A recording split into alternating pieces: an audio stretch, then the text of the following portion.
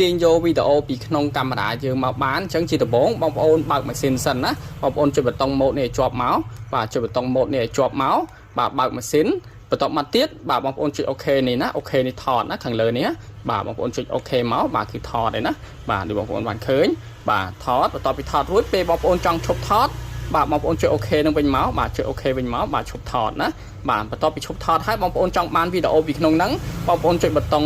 Wi-Fi នេះដែលនៅចំហៀងនេះណាបាទសញ្ញា Wi-Fi នេះណាបាទចុចសញ្ញា Wi-Fi នឹងមកបាទបន្តមកទៀតគឺវាលោតឈ្មោះណាលោតឈ្មោះនៅលេខកូដបាទបន្តមកទៀតបងប្អូនទុកមួយឡៃសិនមកបាទបងប្អូនចូលទៅកាន់ទូរស័ព្ទរបស់យើងមកបាទ download យក app បាទ app នេះណាបាទ app បាទ Go Plus Cam Pro ណាបងប្អូន down app នឹងមុនក៏បានណាបាទ down app ឲ្យហើយមកកុំឲ្យពិបាករងចាំណាបាទអញ្ចឹងខ្ញុំ down ហើយបាទបងប្អូនមើលណា Go Plus Cam Pro បាទអញ្ចឹងបងប្អូនចូលទៅកាន់ app នឹងមកបាទនេះណាអញ្ចឹងបងប្អូនចុច connect នេះមកបាទចុច connect មកបាទមកដល់តម្រងនេះបងប្អូនចុចconnect Wi-Fi ណាបាទបាទមកដល់នេះបងប្អូនបើក Wi-Fi ដើម្បី connect មកបាទបើក Wi-Fi នេះណាបាទបាទតមកទៀតបងប្អូនមើលឈ្មោះណាបាទនេះឈ្មោះកាមេរ៉ារបស់យើងបាទ action បាទ action cam បាទហើយលេខកូដសម្គាល់ណាបាទ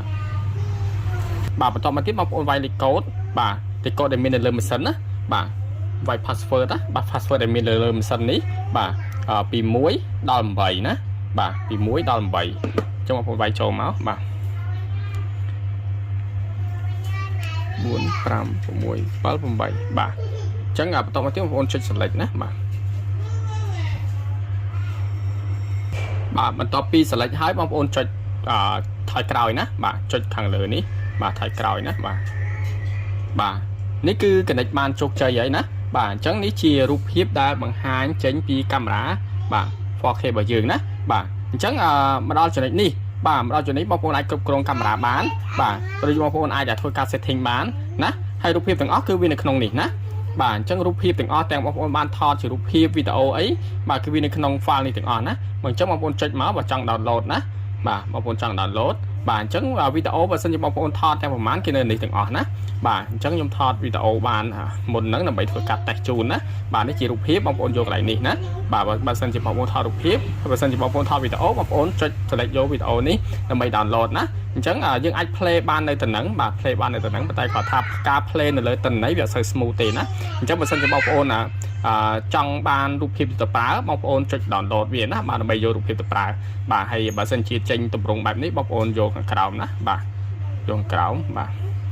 អញ្ចឹងបងប្អូនបន្តបាទចុចយកវីដេអូហ្នឹងមកបាទនេះយើងអាច play បានបាទបងប្អូនមើលណាសម្រាប់វីដេអូណាបាទនេះគ្រាន់តែជាវីដេអូតេស្តទេនេះយើងអត់តន់ down គឺវាមានសភាពបែបនេះណាបាទតែបើសិនបងប្អូនចង់បានវីដេអូរត់តែច្បាស់បាទដើម្បីយកទៅប្រើប្រាស់បងប្អូនចុចពាក្យ down ណាបាទបងប្អូនចុចពាក្យ down ខាងក្រោមនេះណាបាទ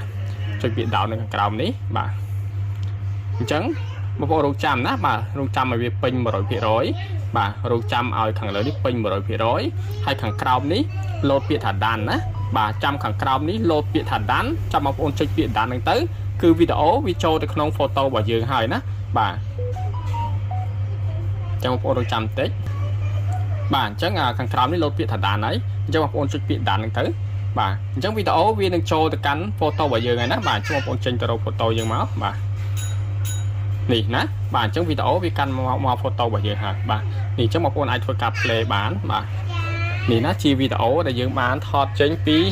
កាមេរ៉ា 4K ណាបាទចុះអរគុណច្រើនសម្រាប់បងប្អូនមានតម្រូវការបាទកាសសម្រាប់បំពាក់មួកសុវត្ថិភាពក៏ដូចជាកាមេរ៉ាសម្រាប់បំពាក់មួកសុវត្ថិភាពបាទអាចតំណែងមកបានណាបាទតម្លៃធូរបាទអរគុណ